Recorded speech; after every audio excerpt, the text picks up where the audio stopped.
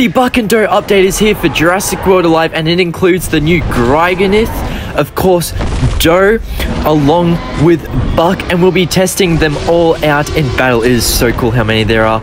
Plus, there are also skins for them and new pterosaurs, including Tapejara and its hybrid Quetzaljara. So we're going to give them all a go in PvP, and look at the new skin, Cosmic. Plus, I placed high in the tournament, and yeah, let's get right into it now. Alright, so we're going to be starting with the Gryganyth Surge skin. So the skin makes it look, you know, kind of whitish, bluish. It looks really cool. I really love the Gryganyth. It's got a new animation, and it's like a mini baby Spinosaurus. What's not to love about? By the way, I hope you guys don't mind the Jurassic World Evolution 2 clips. You know, I've been seeing all those GTA clips. If you've ever watched like shorts, reels, TikTok, you probably know what they are. But I was like, what if I made them in Jurassic World? So it's like, have a brain rot video. Why not? No, but it's for retention, in case, like, you know, you need to focus on something else. And yeah, the clips there, in case you like driving around dinosaurs. But otherwise, we've got new dinosaurs in Jurassic World Alive, including the green skin Gryganyth, which has a red sail.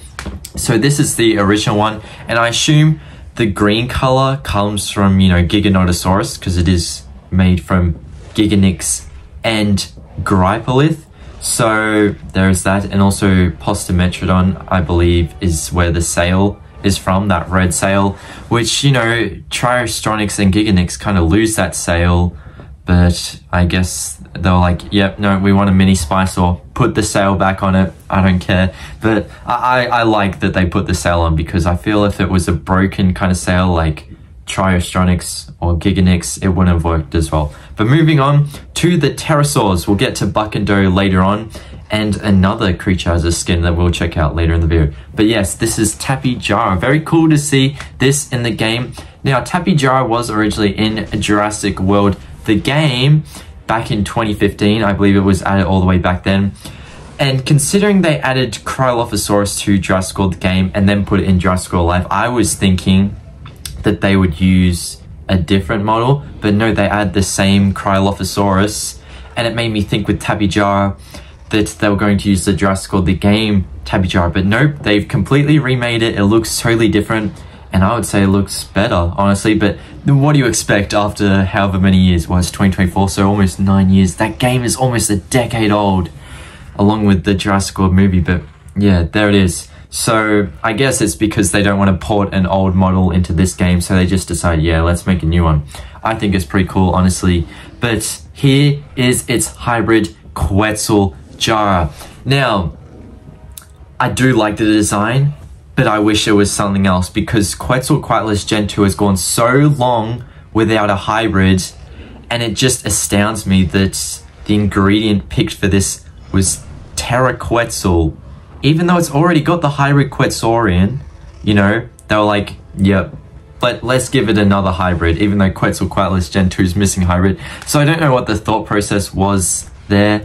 You know, maybe Quetzalcoatlus Gen 2 was originally meant to get a hybrid at some time, but it just never happened. I mean, I'm guessing that happened with quite a few things, because the things that were added at the same time, Oviraptor Gen 2, the panda, the frogs, none of them have hybrids. I feel like something happened there, but who knows, honestly, because it, like, they're giving all the new creatures like Tapejara hybrids, so why is it those four exclusively that have not received hybrids ever?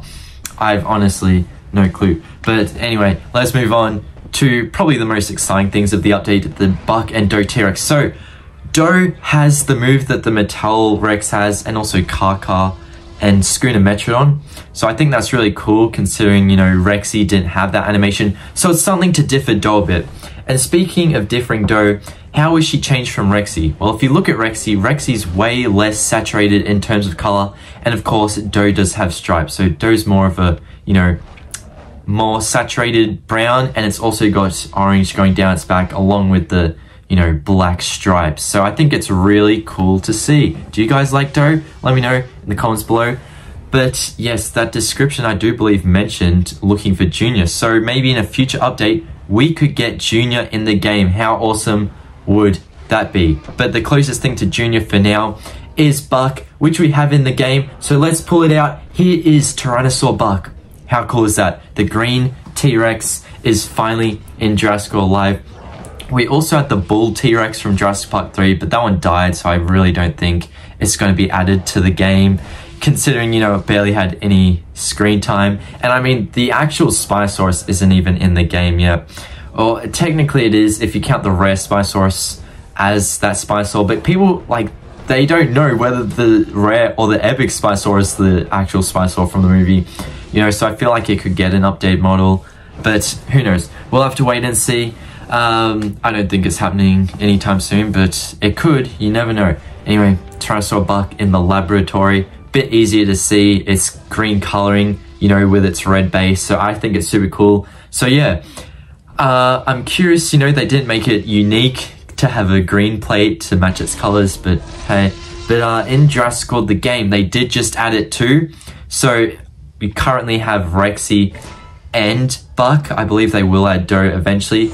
But you can see very clearly that they haven't changed the head shape for Buck, and I know some people are a bit disappointed, but really, what were you expecting? Like, Gem City, ever since they've been in charge, they've really just been reskinning a lot of things the whole time. Like, you look at Cineraptor, it's basically just a repainted Allosaurus. The new Ceratosaurus Gen 2 is just the old Ceratosaurus with horns added onto it. So, you know, I wasn't expecting the head to change, but you can quite clearly see here, they are the exact same model, just reskins. But still, the coloring is so awesome that I believe it is Buck. I don't believe it's a female. I believe it is a male Tyrannosaur, even if it doesn't have the head of a male Tyrannosaur. But moving on, I am happy with them, yes, but moving on. Draco Lux has a skin. How cool is this? The cosmic skin.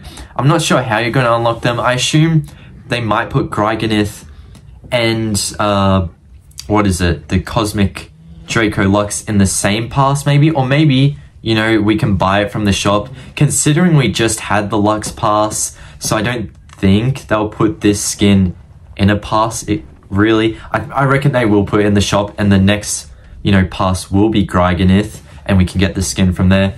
But yeah, it's interesting because they normally add 4 skins in update, so I wonder where everything else is. But yes, one last thing I'd like to touch on. I just played the skill tournament, the Apex one, and guess what I placed? Top 3. How awesome is that? I've never placed this high before. I was ranked first at one point. That's how good I was doing. And then it got to the end, I was like, look, if I can hold top 3, I'm gonna be happy. I had a few things to do that day, so I was like, look, I'll just take this. I'm happy with it. That's about it for the video. I'll see you all later. Bye everyone.